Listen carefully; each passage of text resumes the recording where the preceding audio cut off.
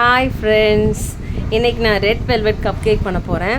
First அதில் இருக்க மாவு எடுத்துகிட்டு அது கூட கொஞ்சம் 2 எக்ஸும் ஒரு ஹாஃப் கப் ஆஃப் ஆயிலும் சேர்த்து நல்லா மிக்ஸ் பண்ணி வச்சுருக்கேன். நான் கப் கேக் இன்றைக்கி பண்ண போகிறதுனால அந்த கப் கேக் பேப்பர் கப் எடுத்து வச்சுருக்கேன். ப்ளஸ் அதில் கொஞ்சம் ட்ரெஸ்ஸிங்ஸ் பண்ணதுக்காக கேஷ்யூ ப்ளஸ் பாதாம் கட் பண்ணி ஸ்மால் பீசஸாக வச்சு கீ கூட போட்டு வச்சுருக்கேன். இப்போ நம்ம அந்த கப் கேக் எடுத்து அந்த பேப்பரில் ஹாஃப் வச்சா போதும், ஆனால் நிறையா வந்துடும்.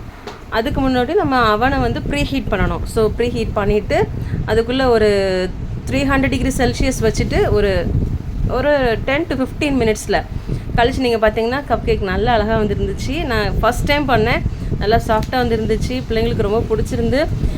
இது கிறிஸ்மஸ் டைம்ங்கிறதுனால நான் ட்ரை பண்ணேன். நீங்களும் ட்ரை பண்ணி பாருங்கள். மேலே பண்ணியிருந்த இந்த ட்ரெஸ்ஸிங்ஸ் ரொம்ப அழகாக இருந்துச்சு, ரொம்ப சாஃப்டாக இருந்துச்சு. ஓகே, பாய்.